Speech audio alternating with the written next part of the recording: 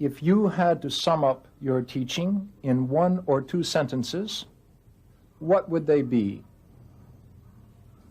No teaching, no teacher, no student. So then what are we doing here today? To find out who you are.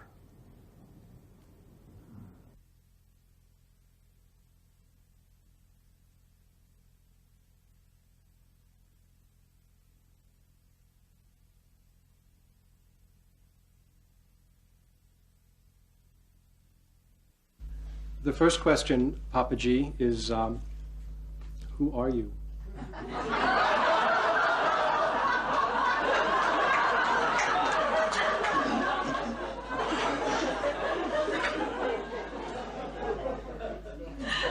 I am that.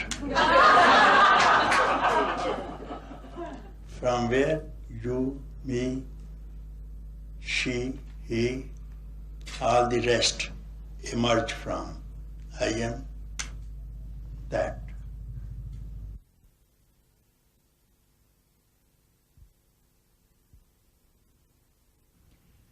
Harilal Punja was born in 1910 in a part of the Punjab that is now in Pakistan. At the age of 8, he spontaneously had a mystical experience in which he became aware, for the first time, of who and what he really was.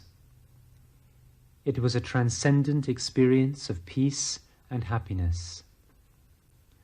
For the next 25 years he tried, obsessively, to recapture that early experience through devotion to the Hindu god, Krishna.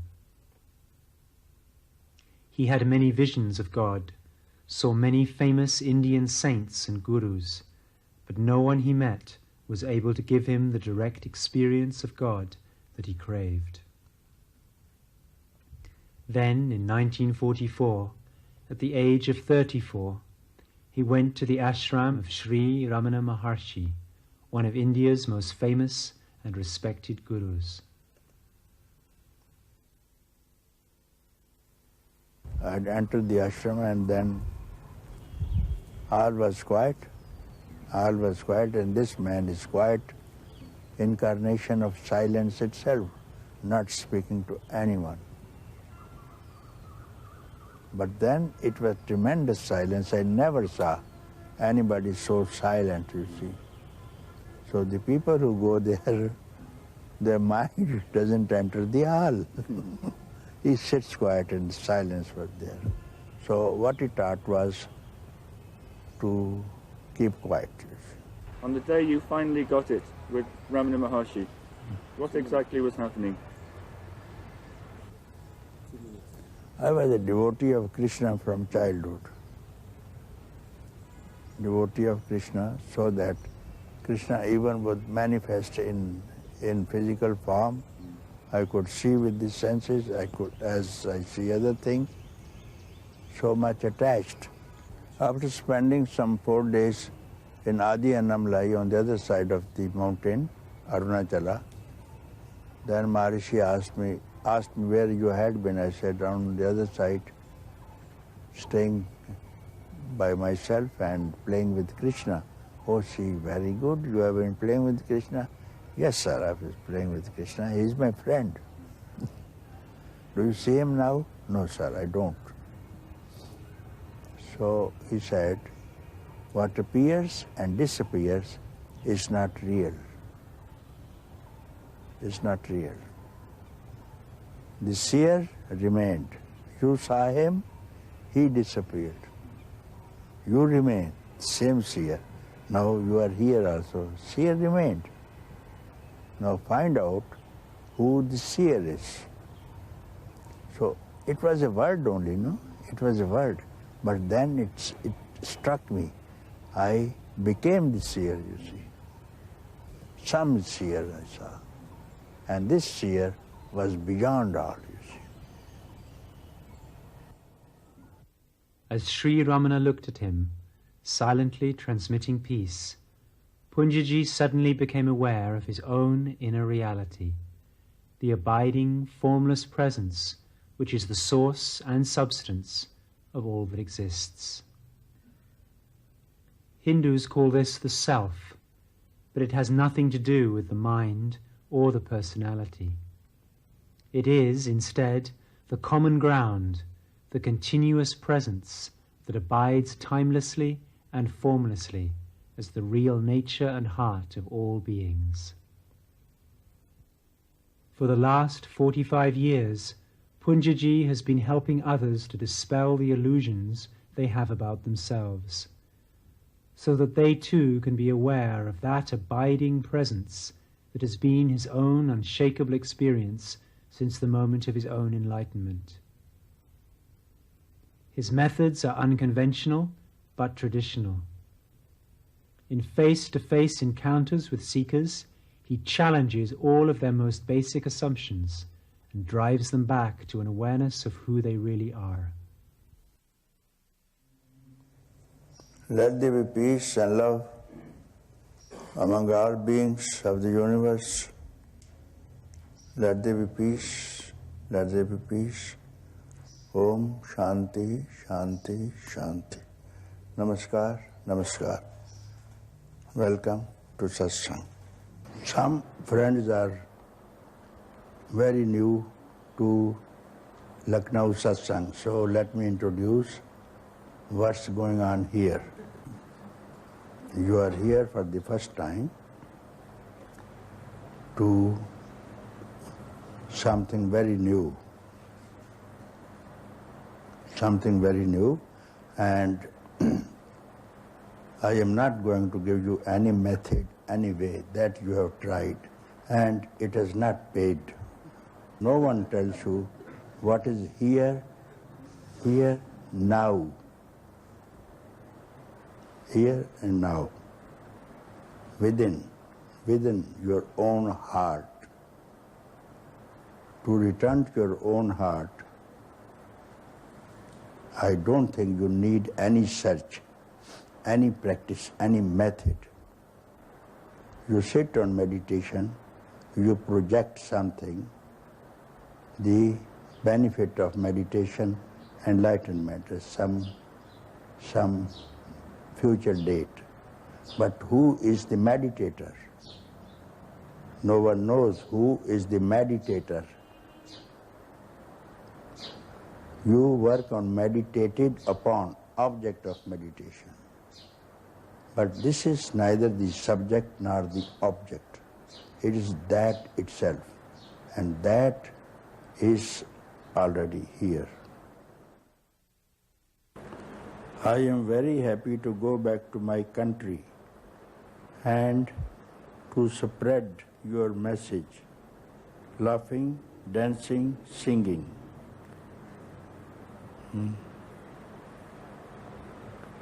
Papa, a little trouble. After all these months, I still don't know what is your message.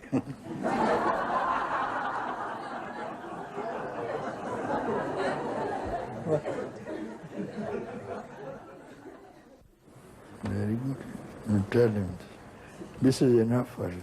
It's better not to know the message. Then you will hold on. You will read my message if I give you. This is my message. Then you will read this message to everybody, and that will become a religious book. As the books have become. Therefore, I don't give any messages. What message do you need? To have any teaching is preaching. Teacher has no teaching, no method, no way. To know thy own self, you don't need any teaching. What you really are,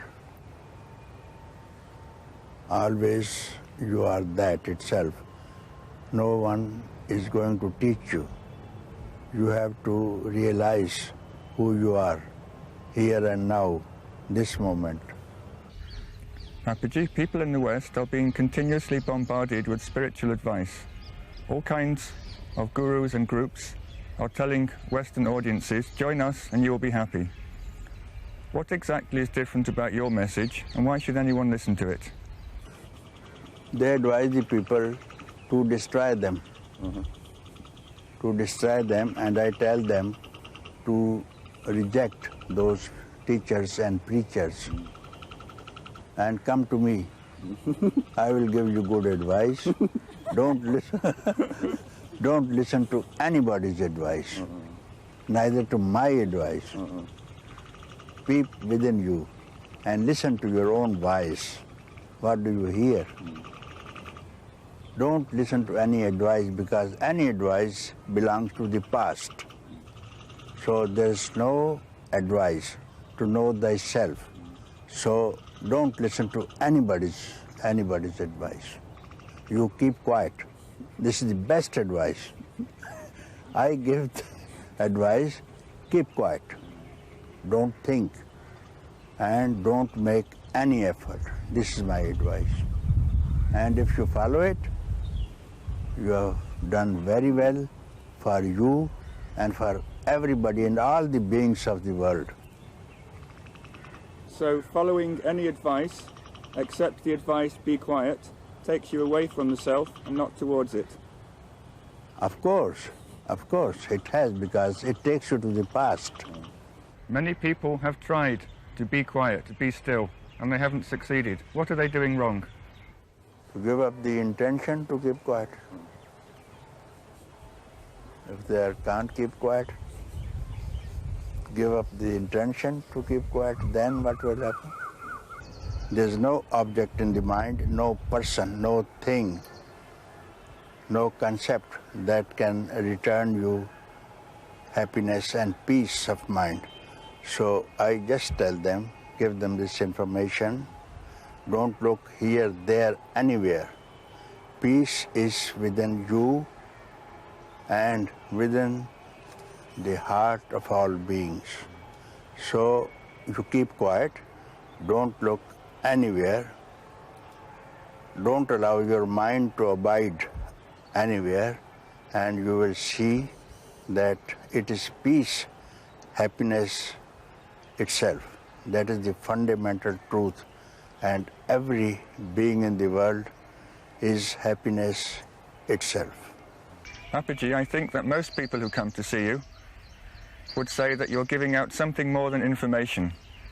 Almost everyone who comes to you feels that there is some power, some grace in your presence, and that this power and this grace enables them to find out who they really are.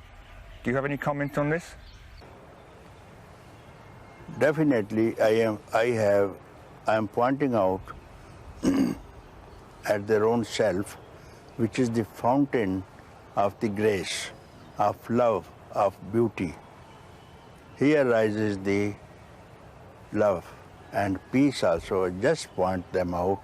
Look within yourself for 1 second, and you will not search, not find. You will see that you are peace itself. What is important for a seeker who sincerely wants to be free? Most serious thing that one should, for the seeker, is to seek freedom alone. Only freedom. So as you say, you are burning for freedom, this alone is enough. Keep up this fire. Keep up this fire, it will burn everything. Everything will burn in this thing. Mind also will burn in this thing.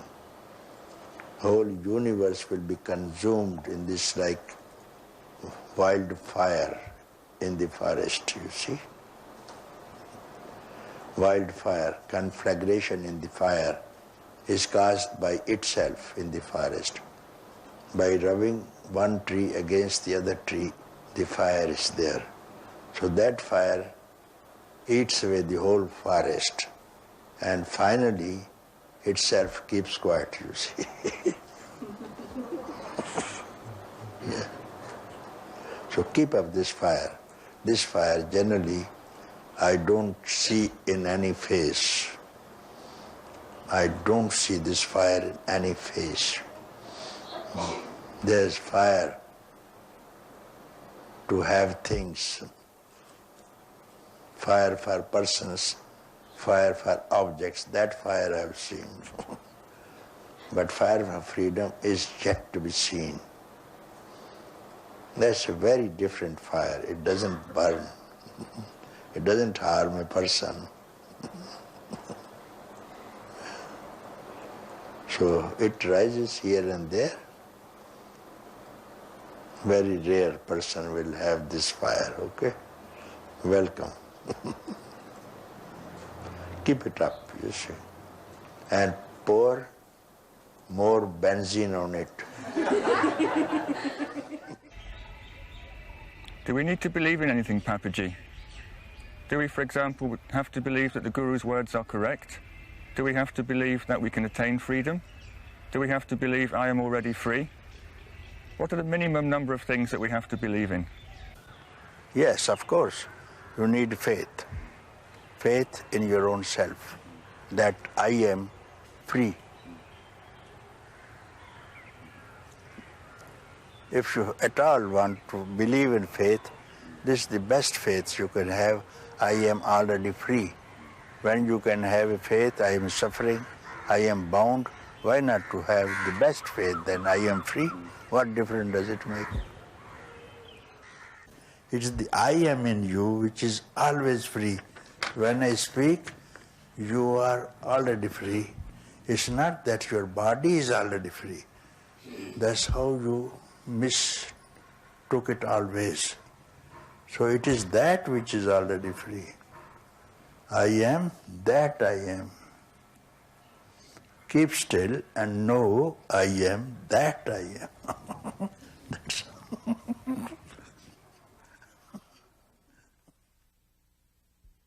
What brought you to Lucknow? Why did you decide to come here? I was looking for the truth, I can say. And when you came, what happened?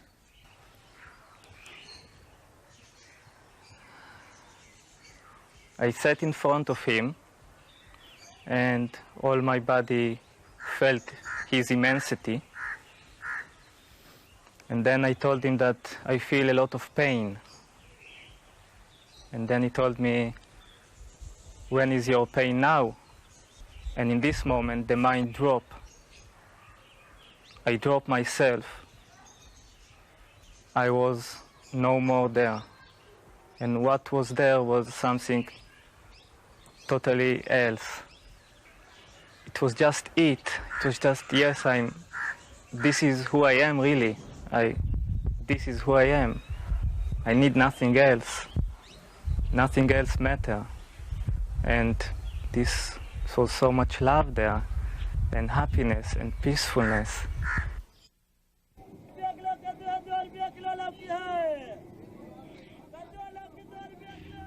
Images on a screen. While the action is taking place, we all forget, temporarily, that we are merely watching a display of colored lights. We take the figures to be real and become engrossed in the little dramas of their everyday lives.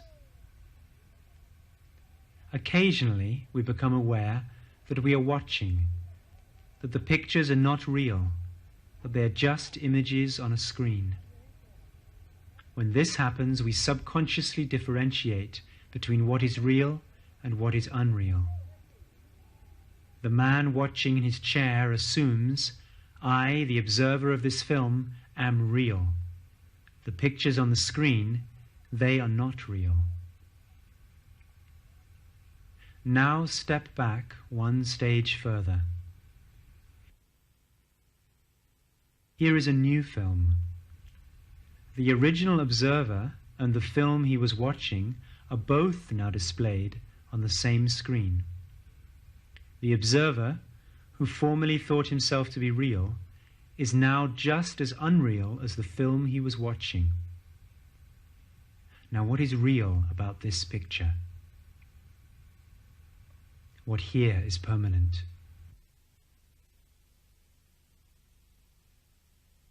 What remains unchanged while all these pictures come and go? It is the screen. Your own self, your own reality, is the screen upon which all the unreal pictures of the world are displayed. All the pictures on the screen, including the form and the person you take yourself to be, are supported by the screen of your own self.